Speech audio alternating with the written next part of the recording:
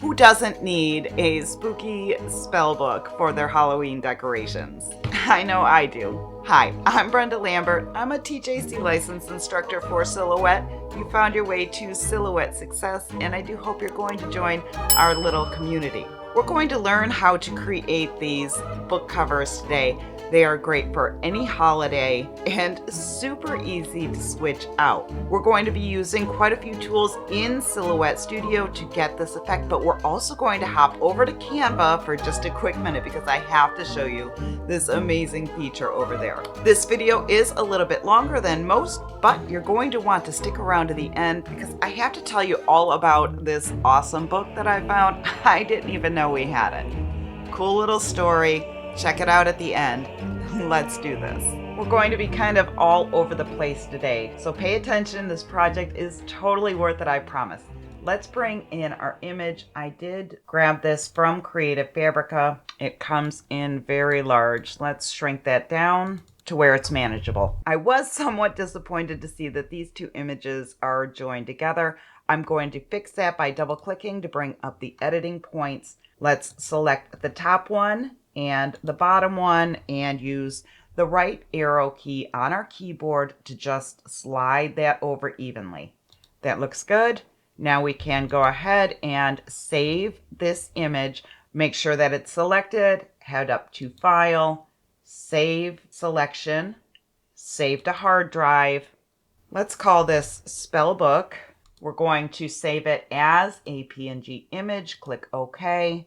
I want to enter 300 dpi here and save. The next thing we're going to do is head over to Canva. We're going to create a design and let's do 8.5 by 11. Let's go to Uploads, Upload Files, and here is the image that we just saved. We can double click on that. That will bring it in. You can see that I've already done a trial run here. This is my second go round. Let's click on this and bring it onto the design mat, and we can scale it up so that's a little bit bigger. Now we're going to go up to Edit, and this feature is absolutely amazing. It's called Magic Grab. Let's click on that. Now you have the option to do brush or click. I'm going to use click and see how that does. That is picking up too much. Let's switch to brush. Lower our brush size a little bit, and I'm just going to roughly cover this design here. It does not have to be perfect. Let's see how that does. Click on Grab. It takes you back to the design page, and you should be able to click on this and just pull it away. And now you are left with the image and a background. We actually want this background. Click on Delete for the image. Go up to Share, Download, save this as a PNG with the transparent background. Click on Download. Now we can go back to Silhouette Studio, click on File, go down to Merge, and into our downloads, and this is our new image. Let's double click to bring that on the mat. And scale it down so that they are the same size. Now we have the front cover for our book, and we also have the back cover. Let's work on the binding cover. I'm going to duplicate this, double click to pull up the editing points. There are a couple of extras in here that I want to get rid of. So I'm going to click on that and backspace. Click on this one, backspace, backspace, and backspace. Now we just have the 4 editing points, which is what we needed. Let's click on the top one here, hold down our shift key, click on the bottom one, and I'm using my right arrow key to just bring that over. Now we can click on this editing point, hold down my shift key, click on the bottom one, and now I'm using the left arrow key to bring this side in. And that's going to create a nice binding cover for our book. Now we need to get our measurements right. I'm going to unlock this here. The covers on my book are 7 3/4 by 5 inches wide. And now I'm going to take this, set it so that the tops are even, click on it and just drag this out until it is the same height. When I measure both sides of my book and the binding together, it comes out to 12 inches. So I'm going to need to pull this out until it is 2 inches, or I can just switch the width to 2 inches. We're going to butt all of these up together like that. And I'm going to move it kind of to the middle of the page. This is too large to print, and that's okay. We're going to work a little bit more on this, but I want to go to my print preview and make sure there aren't any strange lines on here. This looks a little bit funny, but it's not too bad. I think that'll be okay. I'm not real fond of how this is matching up here. Let's cancel that. Let's try right-clicking on our centerpiece and flipping that horizontally. And I think that actually matches up a little bit better on the edges here. I am happy with the way that is going to print out. Let's click on cancel. We've got just a little bit more work to do here. When you're creating a book cover, you need a flap to fold around on the inside. And you don't want it showing white. That's going to ruin the whole look. So let's go ahead and click on this one and duplicate. We're going to grab the 3 of these, right click and group, and just kind of set it off to the side a little bit so that it's out of the way. Now we are going to bring up our editing points on this. Once again, we're going to delete the extra ones. Now this top one is selected. I can hold down my shift key, select the bottom one, and bring that in past the design. Now I'm going to click off of that, bring the points up one more time. This time I'm going to select the top 2 and use the down arrow key.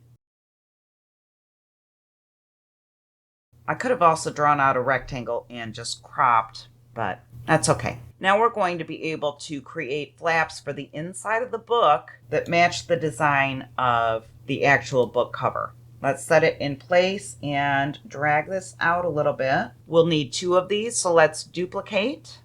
We're going to zoom out so we can see more of our project at one time. We'll need 1 flap on each side. I'm going to flip this one horizontally. I think that'll match up a little bit better. And this one is very dark on this corner. Let's flip this one horizontally as well. We can send this one to the back, and we can send this one to the back. And essentially, this is what our book cover is going to look like. We don't need these quite this wide. We can slide them back in there. We just need it to fold around the cover of the book enough so that our cover will stay in place. Let's ungroup these. We can select this flap and the front cover, right click and group. We can select the back cover, the back flap, right click and group. Now, because this is so large and we cannot get it to print out on one page, what I like to do is grab the binding cover and duplicate that. Let's set it to the side for just a minute. Now we're going to grab the front cover, the flap, and hold down our shift key, select the binding cover, right click and group. We're going to set this one in place over here. Select this, right click and group.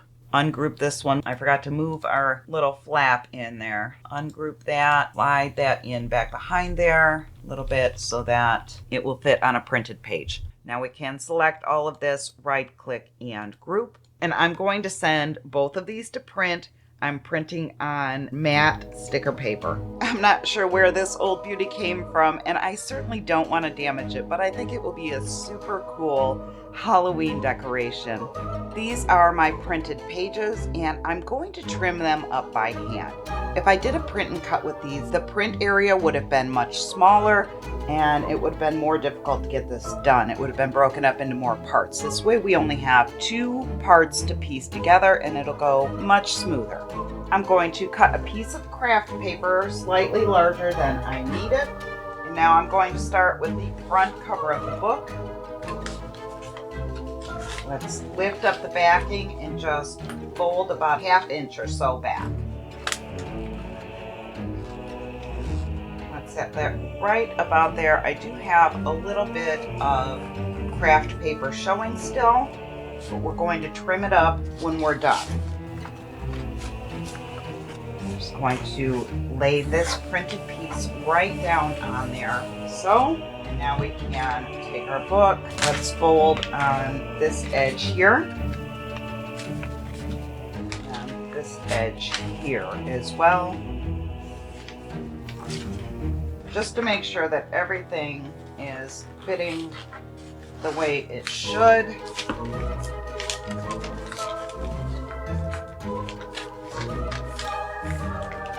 And crease right there around the back cover of the book, because now we need this edge to line up with that crease.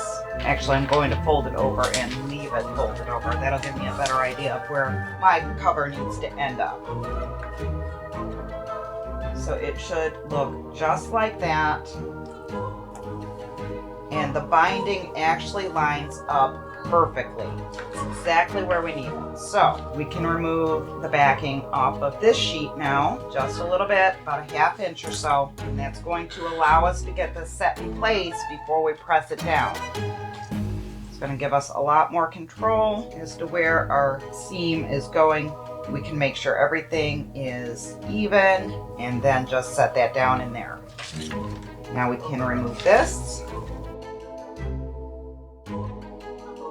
and smooth it all out. And again, we're going to want to fold along these edges.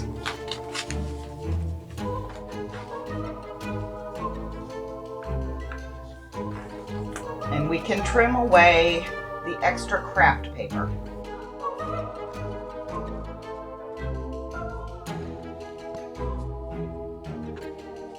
And you can personalize the binding as well if you choose. My husband says he grabbed this book from a garage sale years ago and it looked and felt super old.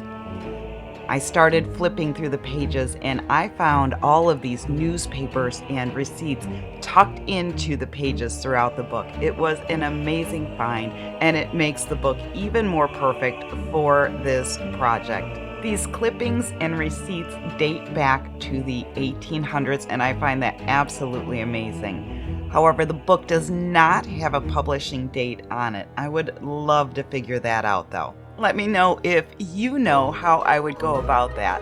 In the meantime, go create something spooky, something amazing, and I'll see you in the next video.